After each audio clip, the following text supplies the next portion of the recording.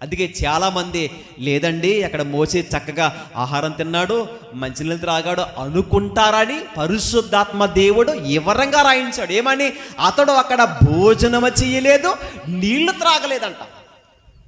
చూసారా? నీళ్లు త్రాగలేదు, భోజనము చేయలేదు.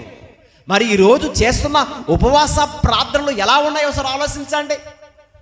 ఉపవాసం ఎప్పుడైనా చేయొచ్చు. ఏదో ఈ లెంట్ డేస్లో మాత్రమే నువ్వు భక్తి చేసి ఈ 40 రోజులు అయిపోయిన తర్వాత మరలా నీ పనులు నీయే, నీ ఆలోచనలు నీయే, నీ మాట తీరువ మారకపోయినా, నీ బుద్ధి మారకపోయినా, నీ ప్రవర్తన మారకపోయినా, ఏమి మారకపోయినా కానీ ఇదిగో లెంట్ డేస్లో మాత్రం చక్కగా దేవుని సన్నిధిలోకి వెళ్ళిపోతాం. మరి మిగతా రోజుల్లో నువ్వు ఎందుకు కనపడట్లేదు మందిరంలో?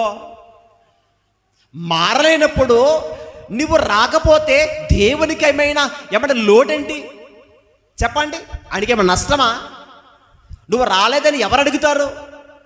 ఒకవేళ సేవకులేమో ఏమంటే ఏంటి పలానా ఆమె రాలేదని సేవకుడు ఏమన్నా బాధపడచ్చేమో, కానీ దేవుడు అసలు అట్లా ఏం పట్టించుకోవడం. ఇంకా అయ్యో విశ్వాసాలు రావట్లేదంట అని సేవకుడికి బాధ, కానీ దేవుడికి మారలేనప్పుడు వచ్చిన ఒకటే రాకపోయిన ఒకటి అనుకుంటాడు ఆయన, తెలుసంటే. కానీ సేవకులైతే అయ్యో కొందరు వచ్చి వారు మానేసారంటే బాధపడతాడు ఎవరో సేవకుడైతే. కానీ దేవుడైతే నువ్వు మారలేనప్పుడు వచ్చిన ఒకటే రాకపోయిన ఒకటి అనుకుంటాడు. అసలు దేవునిలో లెక్కలోనే మనం ఉండం ప్రియమైన వారులారా. అందుకే ఎంతోమంది ఏమంటే త్రాగుతున్న వారు కూడా చాలామంది ఈ లెంట్ డేస్లో ఒక మందిరానికి వస్తారు, మేసాలు గెడ్డాలు చక్కగా పెంచేస్తారు. ఎలాగా? బుట్టబాబు సాయిబాబు లాగా చక్కగా ఏం చేస్తారండి? పెంచేస్తారు. ఏంటంటే యేసుక్రీస్తు ప్రభువారు మా కొరకు ఏమైపోయారు, అది నీలాంటి వారి కొరకు. ఎందుకని? నువ్వు మారాలని. ఏదో 40 రోజులు వచ్చేసి 40 రోజులు అయిపోయిన తర్వాత మరలా వెళ్ళిపోవడానికి కాదు. చాలామందిని చూడండి,